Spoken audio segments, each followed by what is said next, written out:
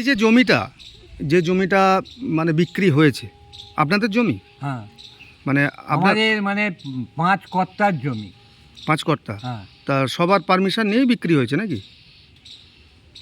সবাই মিলে বিক্রি করে দিচ্ছে, কারণ বাগানে কিছু ইনকাম পায় না, লুটঘাট হচ্ছে, বাইরে থেকে লোক এসে সব কেটে নিয়ে চলে যাচ্ছে। ডাব নারকোল আমরা পাচ্ছি না আজ বছরের পর বছর, যার জন্যে বাড়িতে বসে সবাই 5 কর্তার ছেলেপুরা বসে ঠিক করলো যে বিক্রি করে দেবো। তো বেশ। যে কিনেছে তার মুখেও কোনো আমরা এরকম কোনো খবর পাইনি যে এরকম পারমিশন নিতে হয়, কারণ মফস্বলে এটা ছিল না। নতুন করে হতে পারে, হলেও ভালোই, খারাপ নয়। এর মধ্যে হেমন্ত যুক্ত আছে? হেমন্তই কিনেছে। হেমন্তই কিনেছে? হ্যাঁ। পুরো জমিটা হেমন্ত কিনেছে? পুরোটা নয়, কিছুটা আছে আপনার বিজেপি থেকে যে দাঁড়ায় প্রভাকর পণ্ডিত, হুম। ওরও খানিকটা আছে ওর মধ্যে। আর ম্যাক্সিমামটা কার আছে? হেমন্তর? এখনো পর্যন্ত ম্যাক্সিমাম হেমন্ত। আর এই গাছগুলো যে কাটা হচ্ছে, গাছটা বিক্রিটা কে করছে? গাছ বিক্রিটা কে করছে? বিক্রি যাদের জমি, আমাদের জমি তো, হুম। আমরা তো গাছ বাদে জমিটা বিক্রি করি, এবার গাছগুলো তাহলে ও বিক্রি করে দিতে হবে। কাকে বিক্রি করছেন? ও হেমন্তই খদ্দের নিয়ে এসছে, ও আমি নাম বলতে পারবো না। বেশ। এই যে গাছ কাটা, মানে যেটা নিয়ম আছে সরকারি গাইডলাইন, যে বছরে 3টের বেশি গাছ কাটা যাবে না, 3টের বেশি হলে ফরেস্ট ডিপার্টমেন্টকে নক করে কিন্তু তাদের থেকে পারমিশন নিয়ে গাছ কাটা হয়। তাদের থেকে কি পারমিশন নিয়েছেন? আমরা এই ব্যাপারটাই জানতাম না, এই যে ব্যাপারটা আছে ফরেস্ট ডিপার্টমেন্টকে জানাতে হয়, হুম। এটা আমরা জানি যে ওই শহর অঞ্চল বা এই সুন্দরবন অঞ্চল এইসব জায়গায় হয়তো আছে, কিন্তু আমাদের মফস্বলে দুটো একটা গাছ কাটার জন্য পারমিশন নিতে হয়, এটা আমাদের জানা ছিল না, এটা বলেছেন। এবারে বেশ।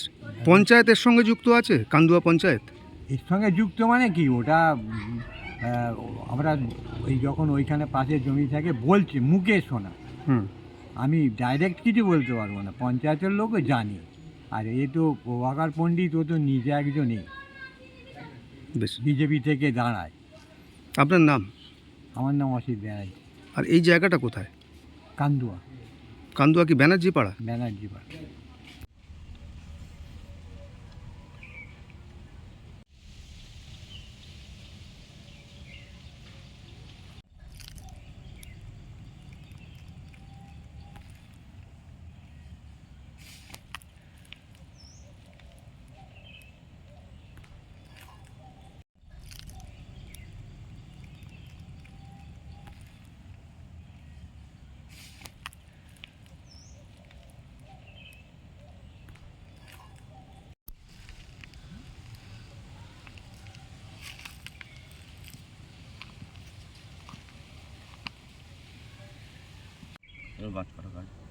কতদিন ধরে এই গাছটা কাটা হচ্ছে?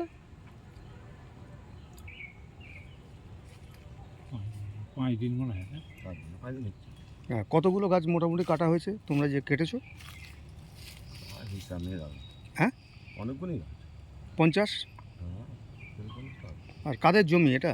ওই বাড়িতে সেই কোন বাড়িটা? ওই আগে কোনো বাড়ি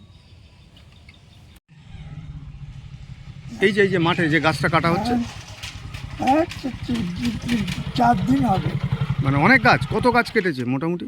আমি ঠিক জানি না, ভ্যানে করে কাটছে, বয়ে নিয়ে চলে যাচ্ছে। তা তোমরা পাড়া থেকে কিছু বলো না? কত বিক্রি হয়ে গেছে বলছে ওটা বাগান।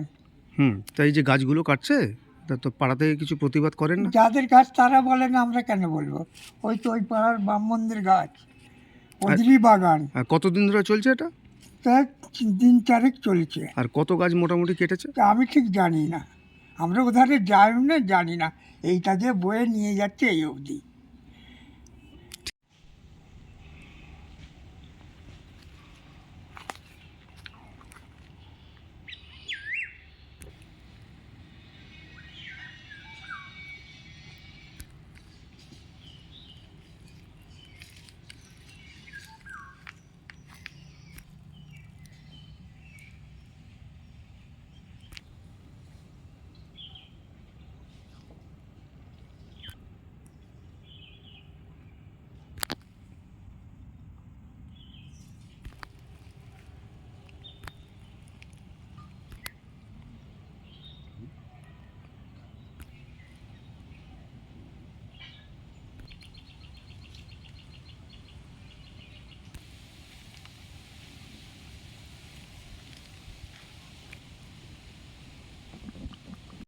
না।